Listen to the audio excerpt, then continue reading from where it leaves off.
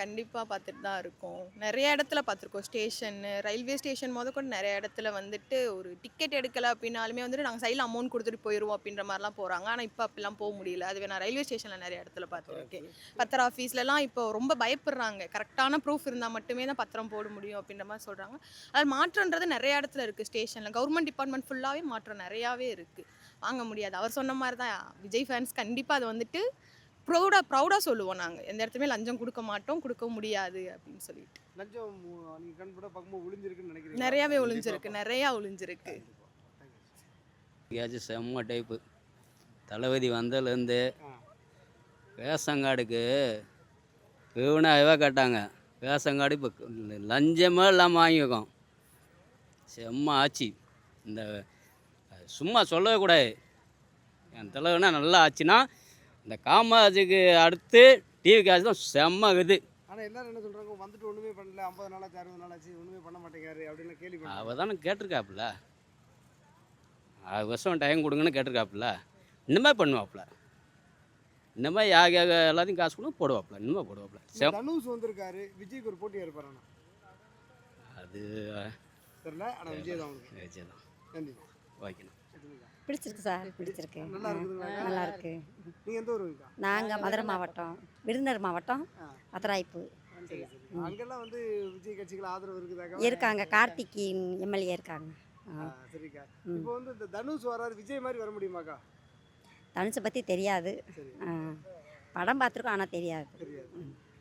நீங்கம்மா விஜய் விஜய் கட்சி நல்லா தான் இருக்குது. சரி. ஓரளவு நாங்கள் அதெல்லாம் இது பார்க்கல இல்லை.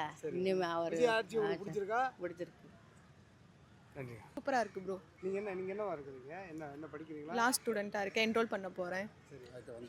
நீங்கள் வந்து ரொம்ப காரியங்களை வந்து இந்த மாதிரி பார்த்துருக்கீங்க. ஆனால் வந்து ஒன்றுமே பண்ணலை, வந்து டிவிக்கு வந்து ஒன்றுமே பண்ண மாட்டேங்குது, சும்மா வந்து மாற்றங்கிற பேரை சொல்லி சும்மா வந்து இருக்காங்க அப்படின்லாம் சொல்கிறாங்க. அதை பற்றி என்ன நினைக்கிறீங்க? மாற்றத்துக்குமே ஒரு டைம் வேணும்ல. அதுக்கான டைம் வரும்போது அவங்கவங்க எல்லாமே பண்ணுவாங்க. இதுக்கு முன்னாடி இருந்தவங்க என்ன பண்ணாங்கன்னு தெரியல. எங்களுக்கு டிவிக்கு ரொம்ப பிடிச்சிருக்கு. டிவிக்கு ரொம்ப பிடிச்சிருக்கு. இது எப்படி பார்க்குறீங்க? வந்து அதாவது அது ஒரு சரியான மாற்றமாக இருக்கும்னு நினைக்கிறீங்களா? இல்லை கண்டிப்பா மாற்றமா இருக்கும். எனக்கு அரசியல் நாலேஜ்லாம் பெருசா கிடையாது. இது இப்போ தான் நான் வந்துட்டு ஒவ்வொன்றா நோட் பண்ணிட்டு இருக்கேன். அதனால எங்களுக்கு ரொம்ப பிடிச்சிருக்கு. யங்ஸ்டர்ஸ் வந்துட்டு கவர்ந்துருக்கனால இதுவே பெரிய மாற்றம் தான் அப்படின்னு நான் நினைக்கிறேன். ஒரு சினிமா இதை வச்சு வந்துட்டாரு, சும்மா சினிமா ஒரு முகத்தை காட்டி வந்துட்டாரு, அது இல்லாமல் டிவிக்கு நல்ல அரசியல்லாம் பண்ண முடியாது அப்படின்னு விமர்சனம் வைக்கிறாங்க. அதெல்லாம் எப்படி பார்க்குறீங்க? எல்லாத்துக்குமே ஒரு ஃபேமஸ் வேணும்ல. இப்போ நான் இது தெரியலனாலுமே இந்த சோஷியல் மீடியா மூலம் தான் நான் வெளியவே தெரிவேன். அப்படின்றப்ப அவர் செலிபிரிட்டியாக இருந்து வந்ததுமே வந்துட்டு அவரோட கரியரோட பீக்கில் இருந்துட்டு வந்திருக்கப்ப அதை தான் நம்ம பார்க்கணுமே தவிர அதை வச்சு தான் வந்தார் அப்படின்னா அப்படிலாம் கிடையாது. எவ்வளோ விஜய் ஃபேன்ஸ் இல்லாதவங்களுக்கு விஜய்க்கு ஓட் பண்ணியிருக்காங்கல்ல. அப்போ நம்ம அதனால தான் வந்தார் அப்படின்னு சொல்ல முடியாது. தனுஷ் வந்துருக்காரு. ஒரு 2031 காலகட்டங்களில் விஜய்க்கு போட்டியாக தனுஷ் வந்து நிற்க முடியும்னு நினைக்கிறாங்களா? ஏன்னா அவரோட பேச்செல்லாம் அரசியல் நிலைப்பாடு இருக்கு. இல்லை அதுக்கு வாய்ப்பு இல்லை, வர முடியாது. வந்தாலுமே டிவிக்கே மாதிரி வர முடியாது. கண்டிப்பாக 2031 விஜய் ஆட்சியை கண்டிப்பாக பிடிப்பார். விஜய் தான் பிடிப்பார்.